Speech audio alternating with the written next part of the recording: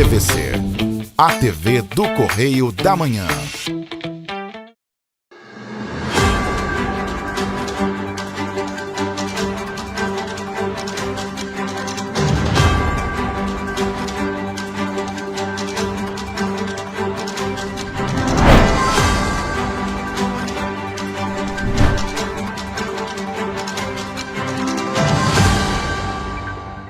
Olá, sejam todos bem-vindos ao Correio Serrano na TV. A edição de hoje é especial com um resumo das principais notícias da semana.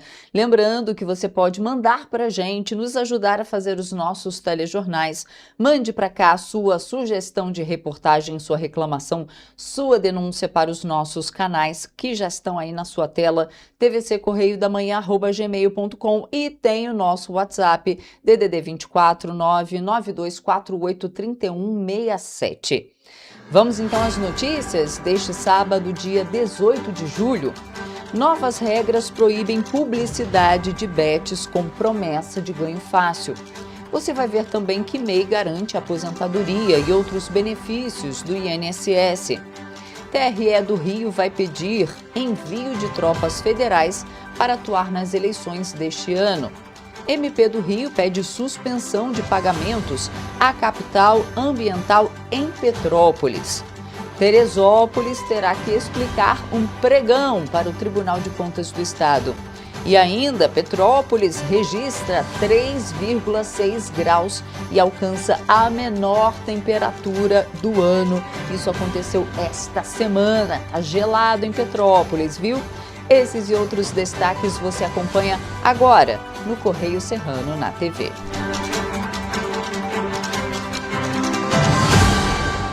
A gente começa a nossa edição, então, vendo que é destaque lá na nossa página 11, no Petropolitano. Lembrando que você acompanha todas as nossas notícias ao longo da programação, nas redes sociais e, é claro, no nosso jornal impresso, aqui na nossa região apenas R$ 2. Vamos, então, à nossa página 11.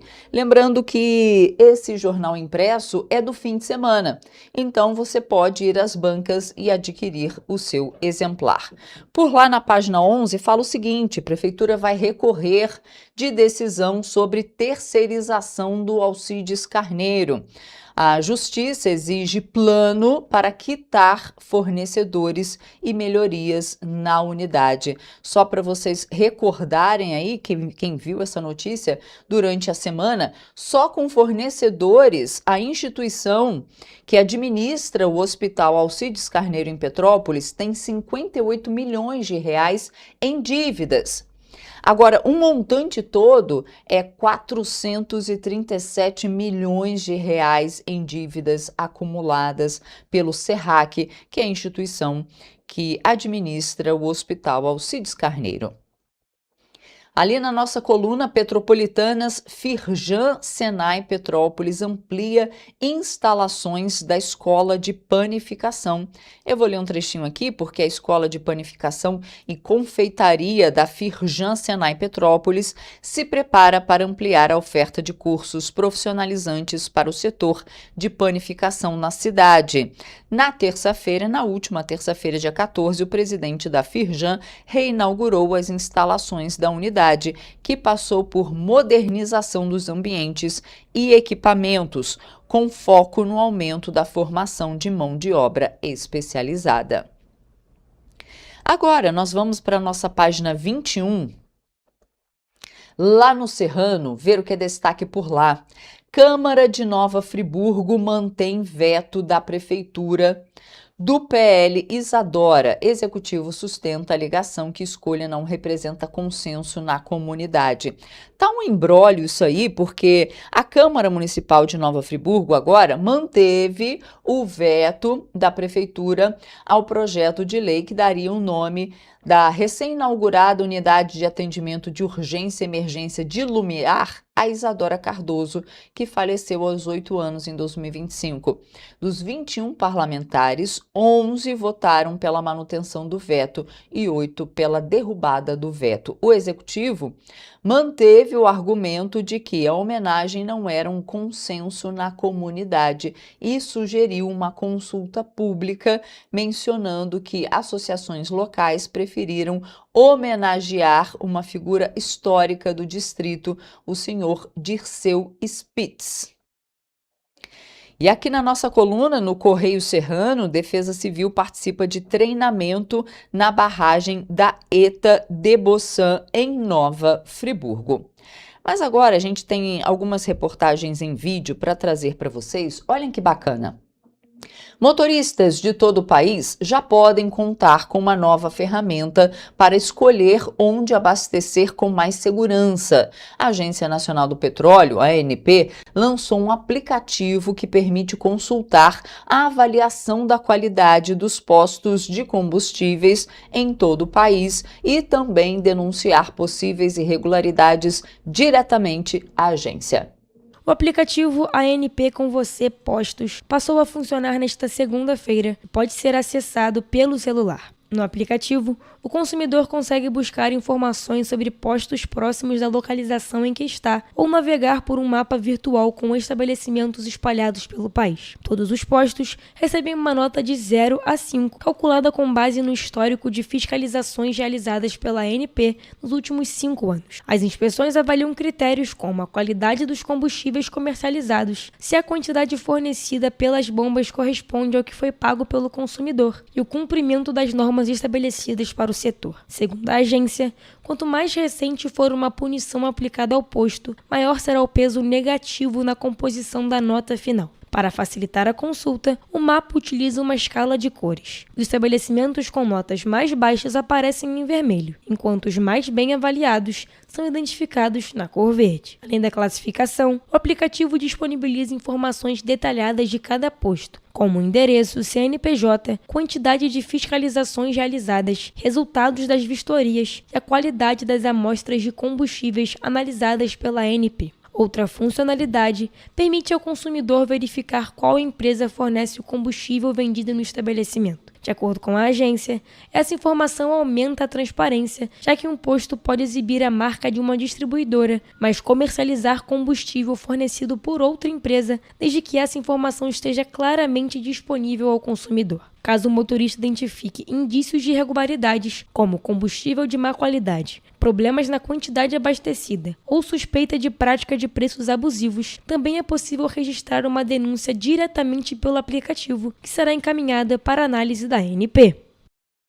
E a gasolina vai passar a ter 32% de etanol a partir do dia 1º de agosto. Segundo o governo federal, a mudança deve reduzir o preço do litro do combustível em cerca de 3 centavos e diminuir a dependência da importação de gasolina. Vamos ver essa reportagem, mas é importante frisar: você, motorista que abastece com gasolina, é claro, se tem mais etanol, a sua gasolina vai durar menos.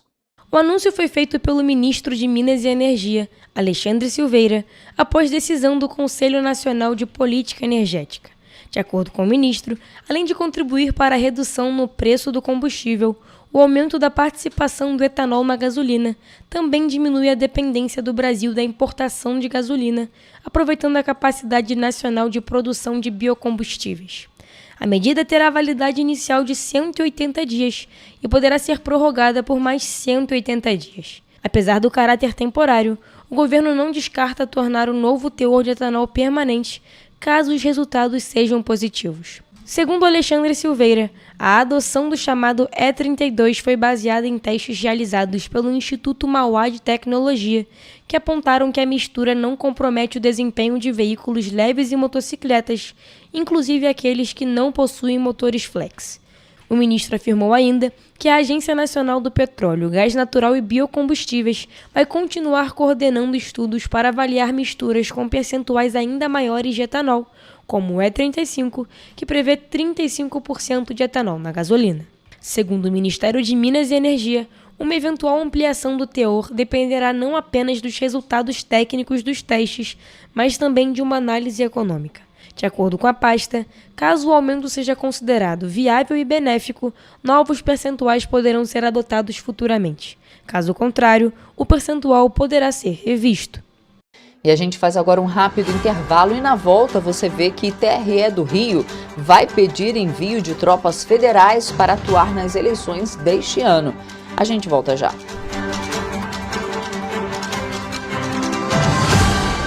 Um bom jornal tem que ser direto, tem que ser direito. Não ser de esquerda ou de direita, mas direito. É ter coragem de informar a verdade e não impor a sua verdade. É respeitar a inteligência do leitor e vontade do eleitor. Correio da Manhã, um jornal que há 124 anos tem a coragem de ser direto e direito. Em uma banca perto de você.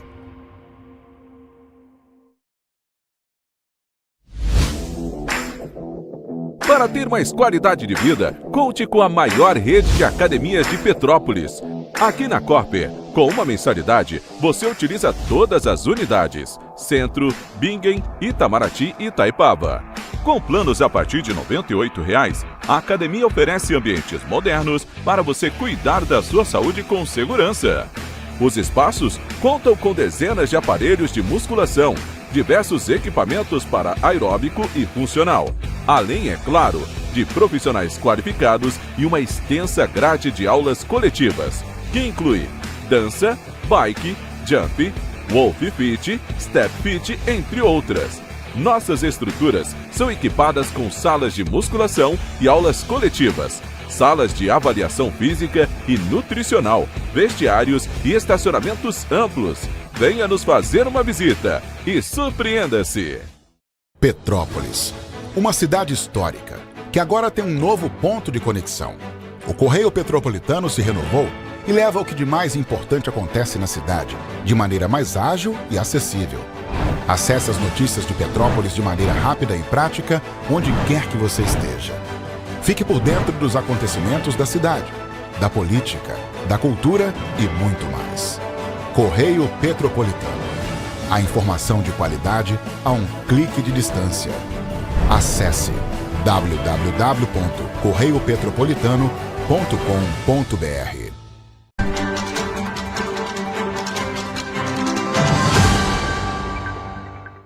Estamos de volta.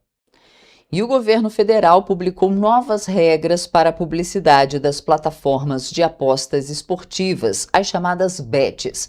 As medidas entram em vigor no próximo dia 17 de julho e tornam obrigatória a exibição de alertas sobre os riscos das apostas em todas as campanhas publicitárias. As portarias também ampliam as restrições ao conteúdo dos anúncios e prevêem penalidades para as empresas e veículos que descumprirem as novas regras. Fato é que isso é um câncer da sociedade brasileira atual. Na verdade, deveria ser vetado, deveriam acabar todos os tipos de bets no país. A partir da entrada em vigor das portarias, todas as propagandas de empresas autorizadas a operar no Brasil deverão exibir uma advertência do Ministério da Fazenda. Entre as mensagens estão: apostar pode causar dependência, apostar faz você perder dinheiro e aposta não é investimento. Os avisos deverão aparecer de forma clara e legível, ocupando pelo menos 10% do tamanho ou do comprimento da publicidade. As novas regras também proíbem campanhas que apresentem as apostas como investimento, fonte de renda ou solução para problemas financeiros. Também ficam vedadas propagandas que prometem ganho fácil, enriquecimento rápido, criem senso de urgência para estimular apostas imediatas ou divulguem históricos de premiações como forma de incentivo ao jogo.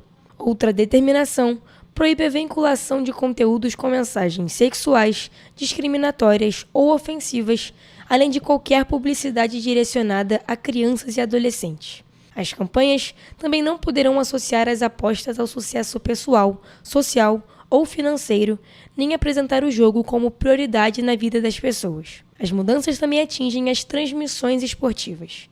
Comentaristas, especialistas e analistas não poderão utilizar sua autoridade técnica para recomendar apostas ou apresentar estratégicas capazes de influenciar o público durante eventos esportivos. As portarias ainda determinam que veículos de comunicação, plataformas digitais e agências de publicidade não poderão divulgar anúncios de empresas de apostas sem autorização para operar no Brasil. Segundo o governo federal, a política será de tolerância zero com as bets ilegais. O descumprimento das novas regras poderá resultar em multas de até 20% do faturamento das operadoras, suspensão da autorização de funcionamento por até 180 dias e até cassação da licença em casos de reincidência grave. A Secretaria Nacional do Consumidor também informou que veículos e empresas responsáveis pela divulgação de publicidade irregular poderão receber multas de até R$ 14 milhões. E pela segunda semana consecutiva, o mercado financeiro reduz a expectativa de inflação no país em 2026. Segundo o boletim Focus, divulgado esta semana pelo Banco Central, o Índice Nacional de Preços ao Consumidor Amplo, IPCA, projetado para o ano, caiu para 5,16%. Na semana passada, o mercado projetava uma inflação ligeiramente maior, de 5,30%, na comparação com os 5,16% registrados em junho. Os demais índices projetados pelo boletim para 2026 são o PIB, o câmbio e a taxa Selic, se mantiveram estáveis. Com relação ao Produto Interno Bruto, o PIB, que é a soma de todos os bens e serviços produzidos no país, o mercado projeta um crescimento de 1,99% em 2026, pela segunda semana consecutiva. Para 2027 e 2028, o crescimento projetado pelo mercado está em 1,65% e 2%, respectivamente. Ao final de 2026, a expectativa é de que o dólar esteja cotado a R$ 5,20. Para 2027 e 2028, as cotações projetadas estão em R$ 5,28 e R$ 5,34. Já no âmbito da taxa básica de juros, a Selic, se manteve em 14% em 2026 pela terceira semana seguida. A taxa atual estabelecida pelo Comitê de Política Monetária Copom do Banco Central em 17 de junho é de 14,25%. Com isso, a expectativa é de pelo menos mais uma redução na atual taxa até o fim do ano. As previsões da Selic para 2027 e 2028 se mantiveram estáveis, em 12% e 10,5%, respectivamente.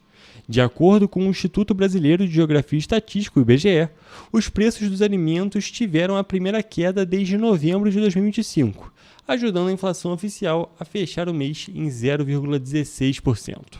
O resultado mensal do IPCA é o menor desde outubro de 2025. Os dados de junho mostram que a inflação perdeu força pelo quarto mês seguido. Em maio, o índice era de 0,58%. Em 12 meses, o IPCA soma 4,64% de alta, ainda acima da meta do governo de até 4,5%, porém abaixo do acumulado até maio, quando era de 4,72%. Em junho de 2025, o IPCA foi de 0,24%. E o governo federal adiou em 2 semanas o início dos financiamentos do programa Move Brasil para entregadores e motoristas de aplicativos. A linha de crédito, que estava prevista para começar na segunda-feira, dia 13 de julho, agora passa a estar disponível a partir do dia 27. Segundo o governo, a mudança foi necessária para concluir testes tecnológicos e operacionais entre os sistemas envolvidos. Com o novo cronograma, os trabalhadores que atenderem aos critérios do programa poderão procurar as instituições financeiras participantes somente a partir do dia 27 de julho para solicitar o financiamento. A análise dos pedidos será feita pela Caixa Econômica Federal, pelo Banco do Brasil e por outras instituições financeiras credenciadas. O programa é destinado a profissionais que utilizam motocicletas ou bicicletas como ferramenta de trabalho. O primeiro passo para participar do programa é realizar o cadastro na plataforma Move Brasil, disponível no portal gov.br. Após a inscrição, o governo vai verificar se o trabalhador atende aos critérios estabelecidos. A aprovação do cadastro, no entanto, não garante a liberação automática do crédito. A concessão do financiamento vai depender da análise da instituição financeira escolhida, que avaliará a capacidade de pagamento e o histórico de crédito do solicitante. Cada beneficiário poderá financiar um único veículo 0 km sem necessidade de pagamento de entrada. Entre as opções disponíveis estão bicicletas elétricas, motonetas, ciclomotores, motocicletas elétricas e motocicletas flex, desde que os modelos atendam às regras definidas pelo programa. O financiamento contará com garantia do Fundo Garantidor de Operações, que é um mecanismo utilizado para reduzir o risco das operações e facilitar a concessão do crédito. As condições prevêem financiamento sem entrada, prazo de pagamento de até 48 meses, carência de 2 meses para o início das parcelas. De acordo com o Ministério do Desenvolvimento, Indústria, Comércio e Serviços, o prazo adicional será utilizado para concluir a integração entre os sistemas dos órgãos públicos e das instituições financeiras. O objetivo é evitar falhas durante a contratação e garantir que o atendimento dos trabalhadores ocorra de forma segura desde o início das operações. O Conselho Monetário Nacional aprovou uma mudança nas regras do Fiéis Empreendedor, que é a linha de crédito destinada a estudantes e ex-estudantes em dia com o Fundo de Financiamento Estudantil. A nova regulamentação determina que os juros passarão a incidir durante o período de carência dos financiamentos, diferentemente do que previa a norma aprovada na última semana.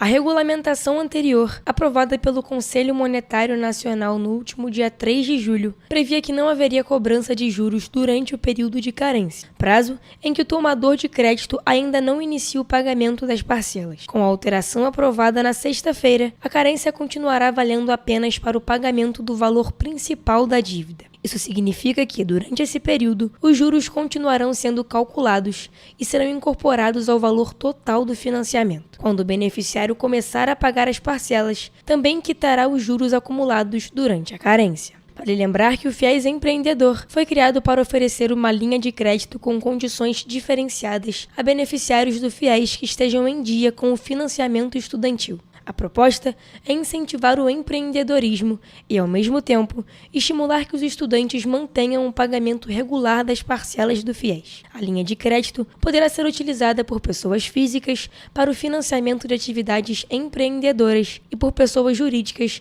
para o capital de giro das empresas. A taxa de juros poderá chegar a 11,19% ao ano. Desse total, até 8,94% ao ano serão destinados à remuneração das instituições financeiras, enquanto 2,06% ao ano correspondem à remuneração dos recursos disponibilizados pela União. Os financiamentos serão operados pelo Banco do Brasil e pela Caixa Econômica Federal. Para pessoas físicas, o prazo de pagamento poderá chegar a 60 meses, com carência de até 6 meses para o início do pagamento do valor principal. Já para as pessoas jurídicas, o prazo será de até 96 meses, com carência de até 12 meses.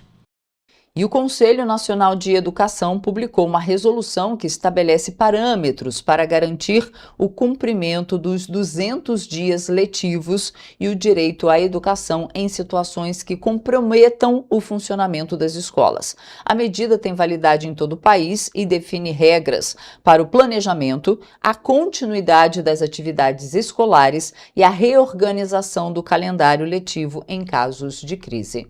A resolução foi elaborada para assegurar a continuidade das aulas e a reposição do calendário escolar, atendendo à recomendação do Ministério Público Federal, feita em 2025, para enfrentar os impactos da violência armada sobre o direito à educação. A norma reconhece a necessidade de fortalecer a articulação entre União, Estados, Distrito Federal e municípios para garantir respostas coordenadas, definir responsabilidades e adotar medidas integradas que evitem interrupções do calendário escolar e permitam uma retomada segura das atividades. Além dos casos de violência armada, como confrontos e operações policiais nas proximidades das escolas, a resolução também orienta ações para situações como emergências sanitárias, riscos à saúde pública, paralisações prolongadas, greves, falhas no transporte ou na alimentação escolar, falta de profissionais da educação, desastres naturais, perda de serviços essenciais e emergências climáticas. A resolução determina ainda que as redes de ensino elaborem um planejamento prévio para evitar decisões improvisadas. Os gestores deverão criar protocolos para cada unidade escolar, definir responsáveis pelas decisões, estabelecer canais de comunicação com a comunidade escolar e adotar medidas para garantir a continuidade das atividades pedagógicas e a recomposição das aprendizagens, com prioridade para os estudantes em situação de maior vulnerabilidade. Quando houver necessidade de reorganizar o calendário escolar, deverá ser garantido o cumprimento dos 200 dias de efetivo trabalho escolar e da carga horária mínima anual.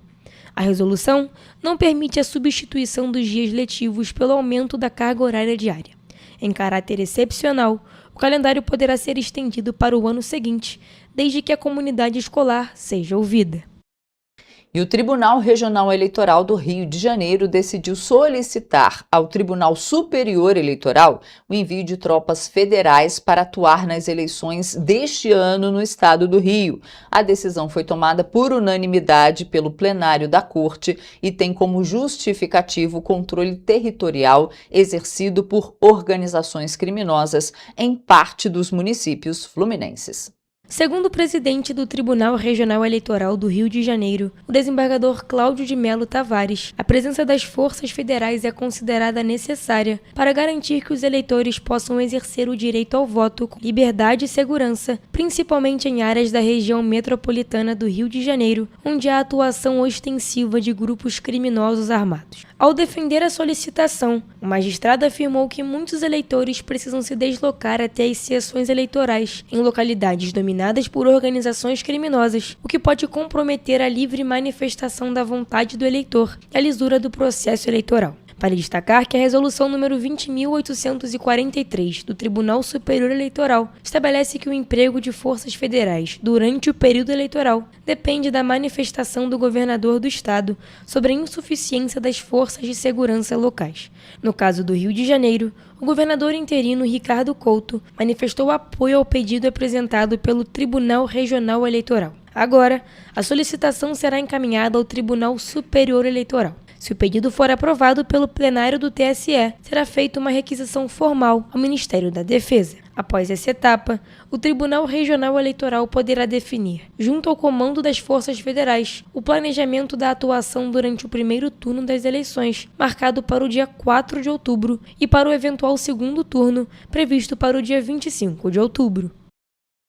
E o Unicef aponta que mais de 13 milhões de crianças não recebem vacinas corretamente no primeiro ano de vida. Os dados coletados e divulgados nesta semana ainda apontam que a cobertura vacinal completa para a primeira infância é uma realidade distante para 15% dos bebês de todo o mundo. Em 2025, ao todo, 13 milhões e meio de crianças de todo o mundo não receberam nenhuma dose de vacina durante o primeiro ano de vida, e outras 7,3 milhões não tiveram um ciclo básico completo, ou seja, com 3 doses da vacina DTP, que protege contra difteria, tétano e coqueluche. Segundo o estudo de estimativas da OMS e Unicef de cobertura vacinal nacional, os números representam um avanço em relação ao ano anterior. Em 2025, 116 milhões de bebês receberam ao menos uma dose do imunizante, o que representa 750 mil a mais do que em 2024. O Unicef, no entanto, alerta que a manutenção do índice de crianças aumenta o risco de surto de doenças e é considerado alto pelo fundo, estando em patamar próximo ao observado em 2009 e abaixo do período anterior à pandemia de Covid-19. Segundo o relatório, os dados compilados foram enviados pelos governos de 195 países e mostram que 100 deles mantiveram cobertura de pelo menos 90% com 3 doses da vacina DTP desde 2019, apresentando pouco progresso na ampliação deste grupo. Entre os países que estavam abaixo deste patamar em 2019, 30 conseguiram melhorar as taxas ao longo dos últimos 6 anos, mas 65 países permaneceram estagnados ou retrocederam, incluindo 13 países frágeis, afetados por conflitos ou em situação de vulnerabilidade. O Brasil apresenta melhora da cobertura vacinal constante e da qualidade na integração dos dados públicos. Das principais vacinas, apenas o ciclo completo da tríplice, a DTP3, mantém índices baixos, com cobertura na faixa de 86%. Os dados nacionais, porém, são alvo de uma crítica específica da Unicef, da ausência de levantamento independente sobre o tema nos últimos 5 anos, ação recomendada pela Organização Mundial da Saúde e pela Fundação para garantir qualidade dos dados. Quem atua como microempreendedor individual, o MEI, e mantém em dia o pagamento do documento de arrecadação do Simples Nacional, garante acesso também à cobertura da Previdência Social. Além da aposentadoria, a contribuição permite o acesso a benefícios benefícios em casos de doença, incapacidade, maternidade e ainda protege os dependentes do segurado.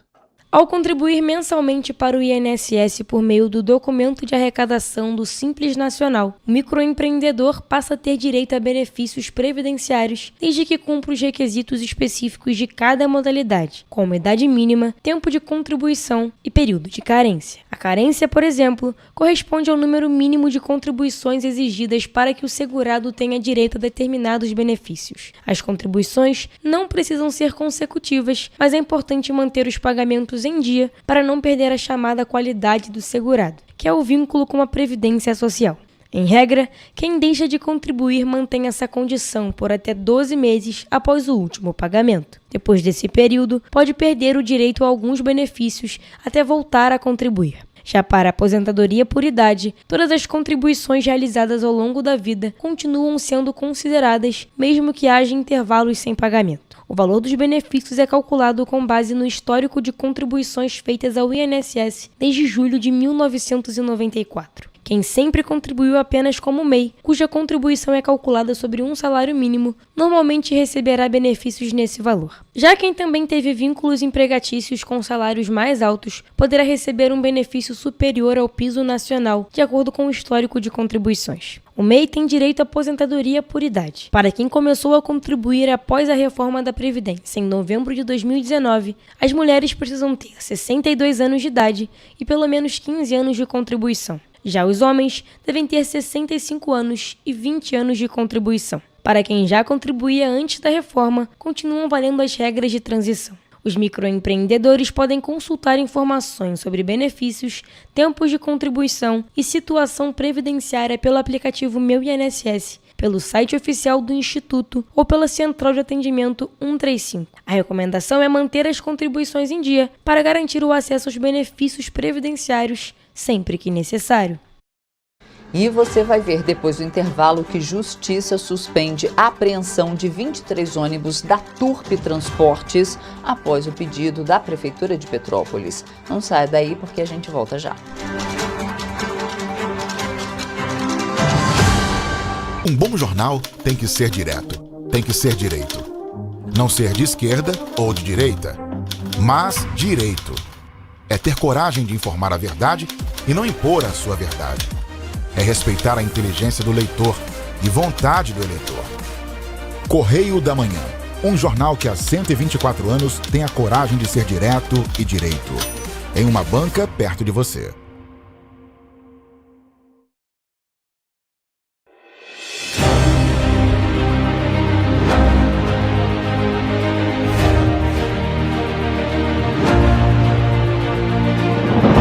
Não é jornalismo de direita, é jornalismo direito. Correio Petropolitano. Tudo que seu jornal não deveria ter deixado de ser. Todos os dias, em uma banca perto de você.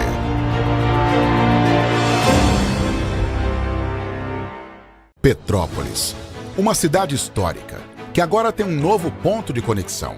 O Correio Petropolitano se renovou e leva o que de mais importante acontece na cidade, de maneira mais ágil e acessível. Acesse as notícias de Petrópolis de maneira rápida e prática, onde quer que você esteja. Fique por dentro dos acontecimentos da cidade, da política, da cultura e muito mais. Correio Petropolitano. A informação de qualidade a um clique de distância. Acesse www.correiopetropolitano.com.br.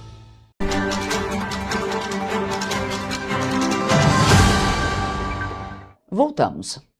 E o boletim Infogripe da Fiocruz aponta que as internações por síndrome respiratória aguda grave começaram a diminuir em todo o país. Apesar da redução, o número de casos ainda é considerado elevado em boa parte dos estados, incluindo o Rio de Janeiro, que segue em nível de alerta. A queda no cenário nacional é reflexo da redução das hospitalizações por influenza A, influenza B e da desaceleração dos casos provocados pelo vírus sincial respiratório, que é o principal responsável pelas internações de crianças. Ainda assim, o Rio de Janeiro permanece entre os estados que registraram incidência elevada da síndrome, mesmo sem tendência de crescimento nas últimas semanas. Especialistas reforçam que a diminuição dos casos não significa o fim do risco.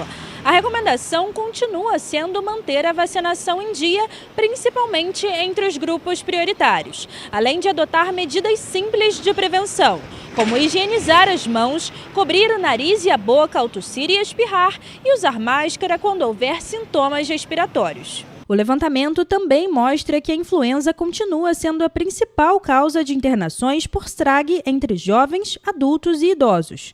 Já entre crianças de até 4 anos, o vírus sincicial respiratório segue liderando os casos graves. Nas últimas 4 semanas, esse vírus respondeu por mais da metade das confirmações laboratoriais. No estado do Rio de Janeiro, a gente já observa uma estabilização dos casos de síndrome respiratória aguda grave, porém, esses casos ainda estão com nível alto de incidência nas últimas semanas, por isso que a gente classifica o estado como uma região, de alerta para casos de síndrome respiratória aguda grave. Quando o assunto é mortalidade, a influenza A aparece como a principal causa de mortes por STRAG no país, responsável por 33,1% dos óbitos registrados nas últimas semanas epidemiológicas. Desde o início do ano, o Brasil já contabilizou mais de 109 mil notificações da síndrome. Tanto os casos graves, causados pelos vírus da influenza A, como pelo vírus sincicial respiratório, estão em queda, nas últimas semanas, mas os casos graves por esses vírus ainda estão num nível alto aí, nas últimas semanas no estado. Em Petrópolis, a Secretaria Municipal de Saúde registrou, até o momento, 529 notificações de STRAG em 2026.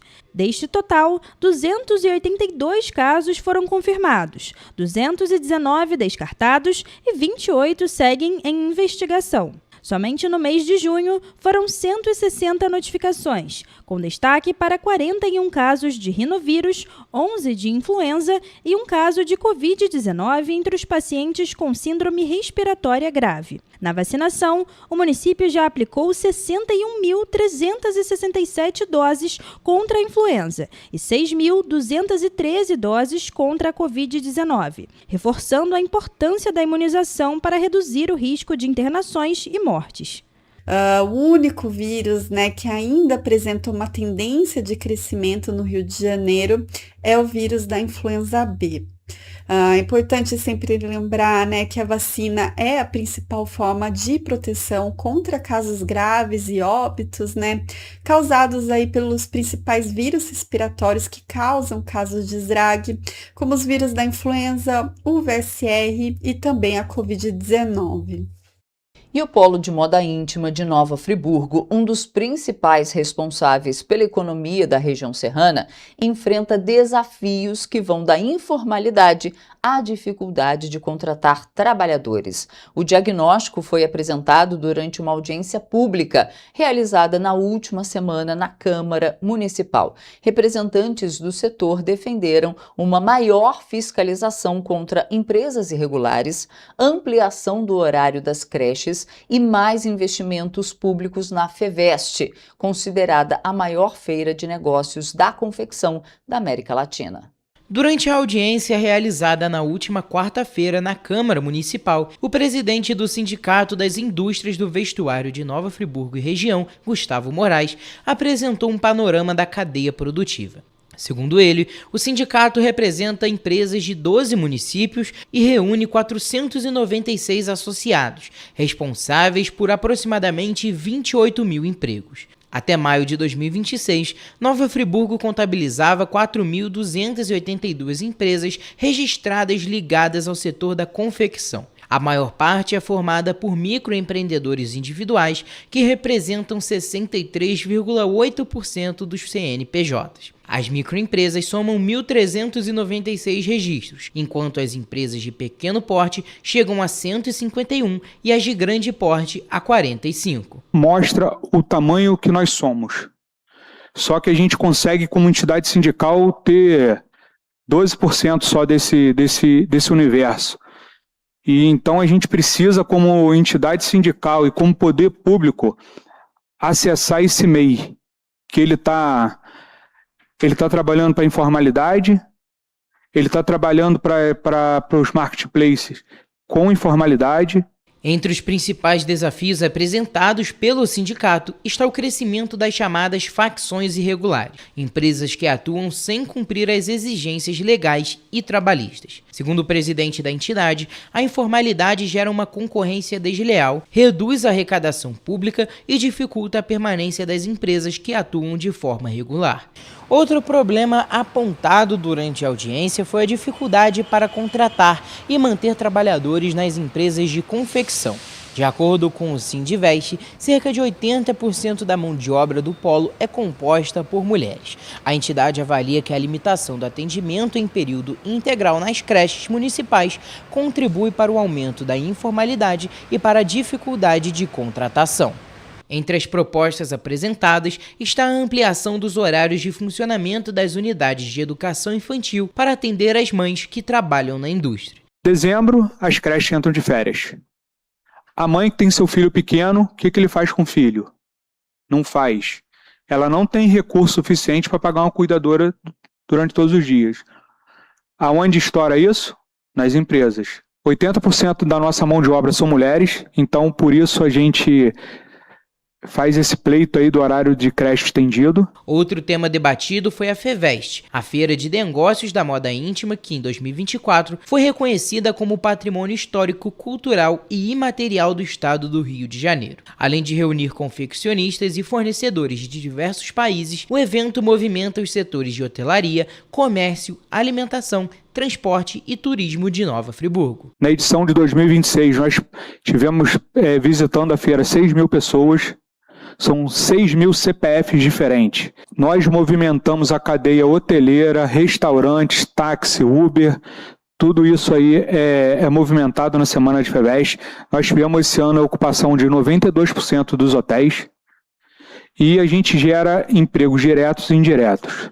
Durante a audiência, o vereador Cláudio Damião afirmou que os problemas apresentados ultrapassam o setor da confecção e refletem desafios enfrentados por toda a economia do município. Ele destacou que temas como manutenção das creches, gestão financeira da prefeitura e apoio às atividades econômicas dependem da participação do Poder Executivo e lamentou a ausência de representantes do governo municipal na discussão. E aí eu sinto a ausência de determinados atores nessa discussão. Não só os vereadores, evidentemente, mas do Executivo. Porque quem tem a caneta para fazer acontecer é o Executivo. A apreensão de 23 ônibus da empresa Turpi Transporte, autorizada em uma decisão liminar da Justiça de Petrópolis, foi suspensa na noite de segunda-feira após uma manifestação da Prefeitura. Segundo o município, nenhum veículo foi recolhido e a operação das linhas seguiu normalmente na última terça-feira. A medida judicial foi concedida em uma ação do banco Volkswagen, que cobra uma dívida de mais de 9 milhões e 400 mil reais referente ao financiamento da frota da empresa.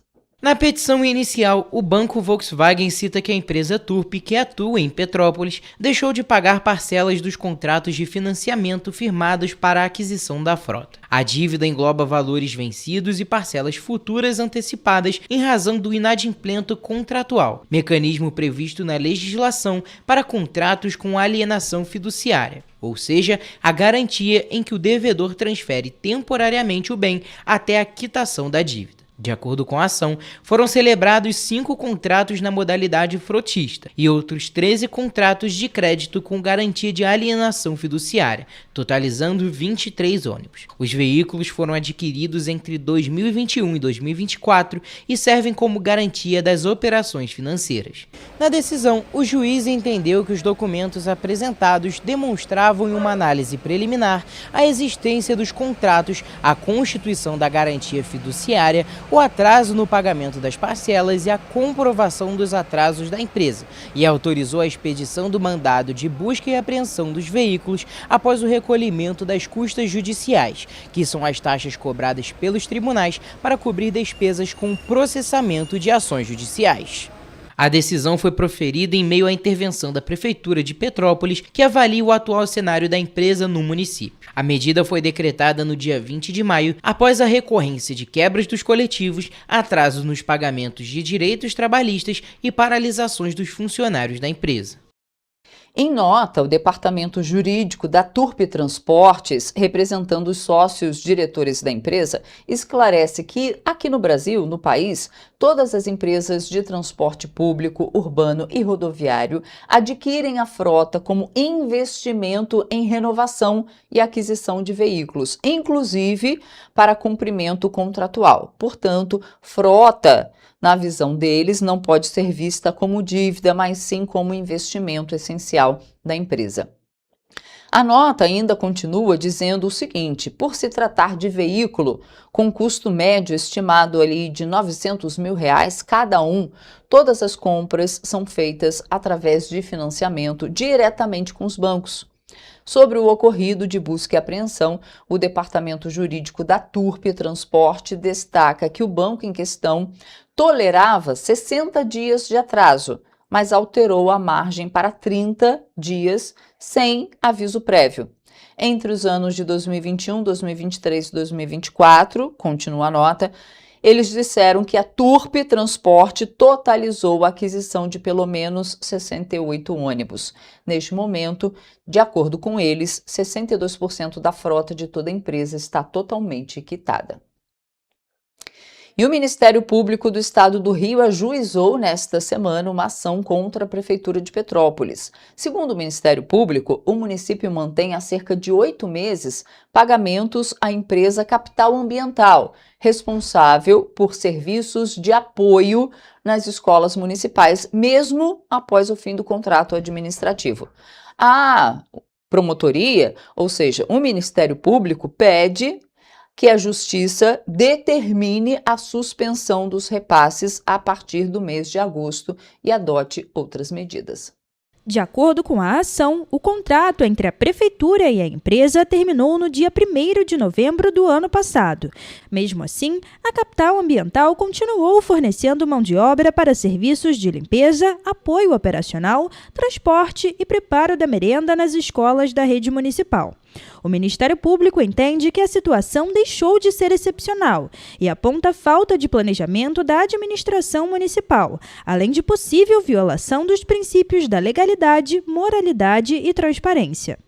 Além de pedir a suspensão dos pagamentos, o Ministério Público quer que a Prefeitura publique, em até 15 dias, um edital de processo seletivo simplificado para contratar temporariamente profissionais considerados essenciais para a rede municipal de ensino, até a realização de uma nova licitação ou de um concurso público.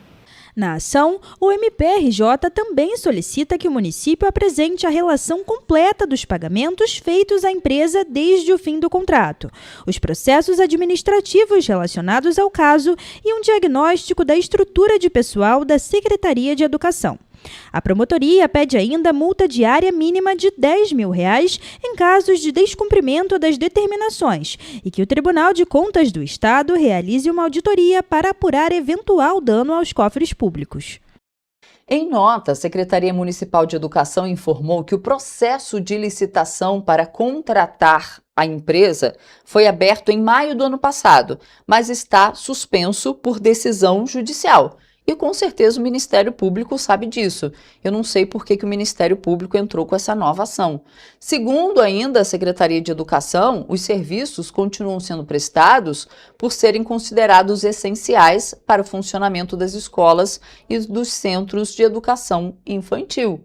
A Prefeitura afirmou ainda que o contrato com a Capital Ambiental já estava em vigor quando a atual gestão assumiu o município, o que impediria uma nova contratação emergencial enquanto a licitação permanecer suspensa.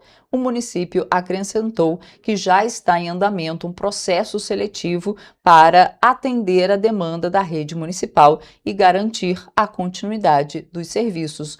Com certeza, nessa outra ação da suspensão da licitação, com certeza o Ministério Público sabe disso tudo.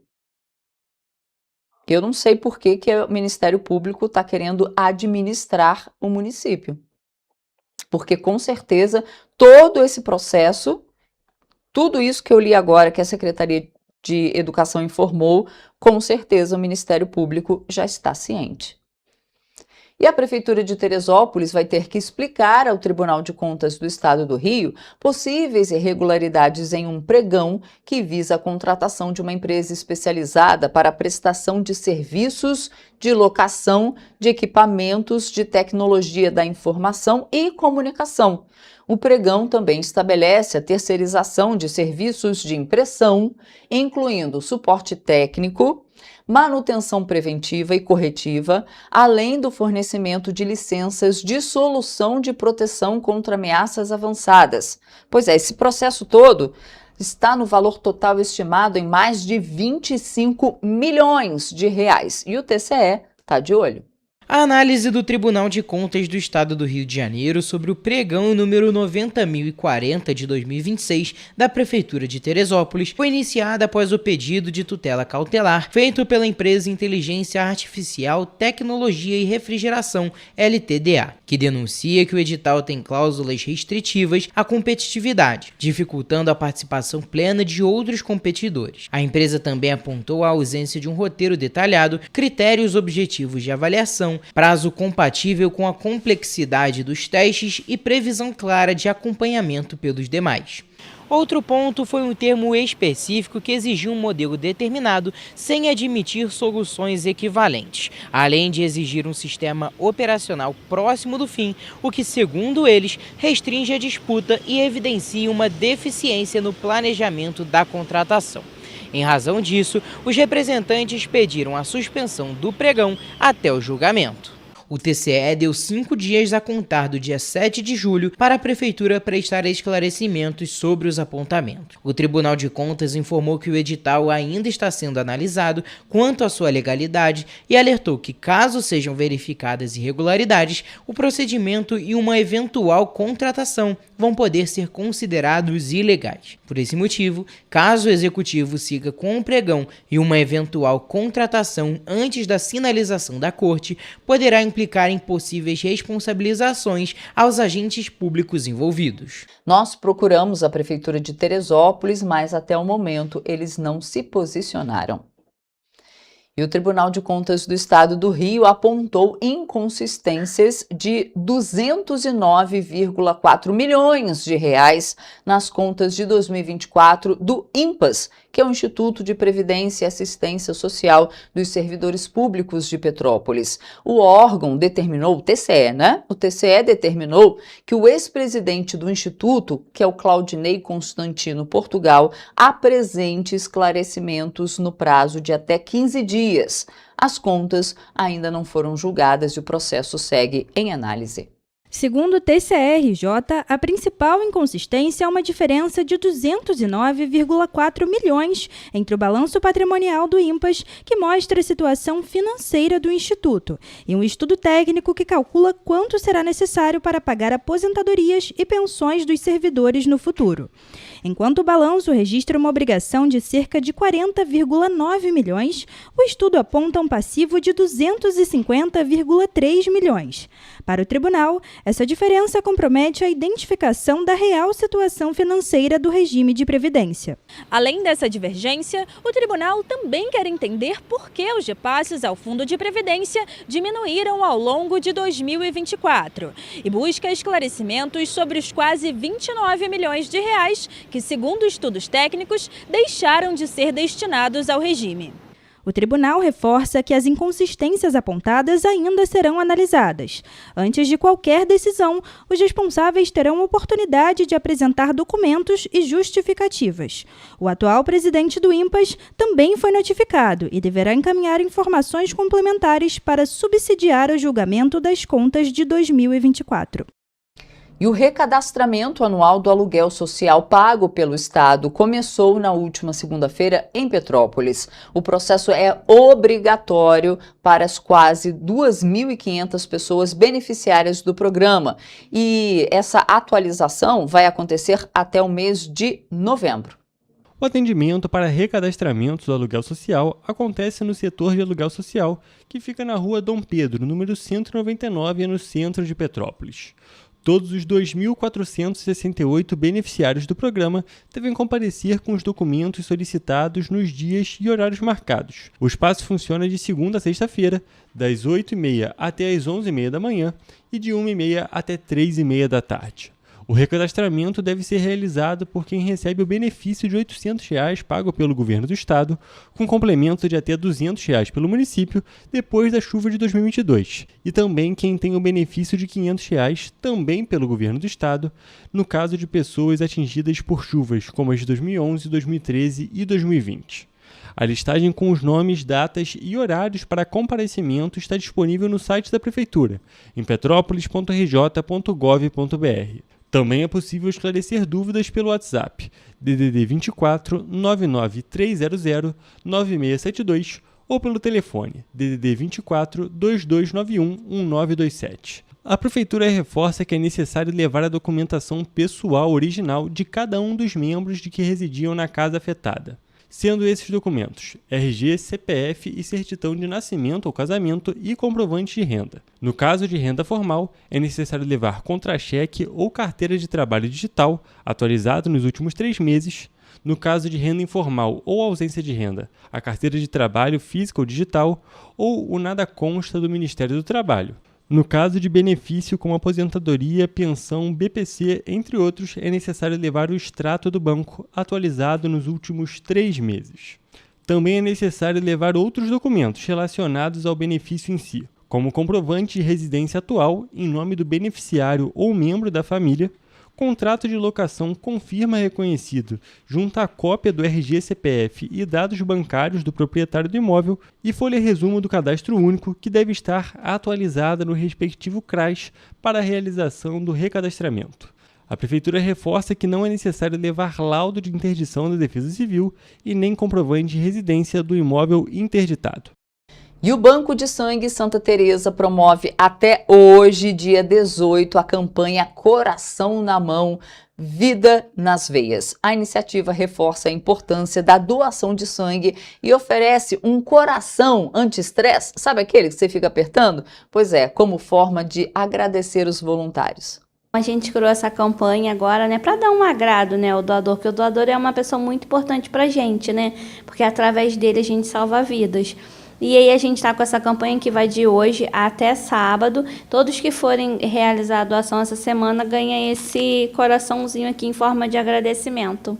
A campanha busca aumentar os estoques de sangue e conscientizar a população sobre a importância das doações, especialmente durante o período de férias e do inverno, quando os índices de acidentes aumentam e as doações costumam cair. Embora todos os tipos sanguíneos sejam essenciais, os estoques de O negativo e O positivo são os que mais preocupam nesse momento. Doar sangue é um gesto simples, mas que pode fazer a diferença para pacientes em cirurgias, tratamentos contra o câncer e atendimentos de emergência. Para ser um doador, é preciso estar saudável, pesar mais de 50 quilos e ter entre 18 e 69 anos. Adolescentes com idades entre 16 e 17 anos também podem doar, desde que tenham a autorização dos responsáveis. Para facilitar a participação, a instituição também oferece apoio no transporte dos doadores. Se a pessoa conseguir reunir um grupo de até 15 pessoas, uma van pode ser enviada até o local. Já para grupos de 2 a 4 pessoas, o Banco de Sangue disponibiliza um carro para o deslocamento. É muito importante que a doação seja nesse período, né, maior ainda, porque é um período de férias, né? Infelizmente, a gente está com muitos alunos que podem nos ajudar das faculdades de férias e também devido ao clima, né? Está muito frio em Petrópolis e a gente está com a maioria dos doadores gripados. Isso faz com que a doação caia muito e, infelizmente, o número de pacientes está bem alto. O atendimento acontece diariamente, inclusive aos sábados, domingos e feriados. A expectativa é mobilizar novos doadores e reforçar a importância de manter os estoques abastecidos durante todo o ano, porque o verdadeiro valor não está no brinde, mas na vida que a sua doação pode transformar. Peço a todos que estejam nos assistindo para vir fazer uma doação. A doação é muito importante, salva vidas. A gente funciona todos os dias das 7 da manhã às 18 horas, na Rua Dr. Paulo Hervé, número 1130, no Bingen. E o nosso jornal fica por aqui. Um ótimo fim de semana. Segunda-feira estou ao vivo, às 7h30 da manhã, e te convido a estar comigo também. Tchau, gente. Até segunda.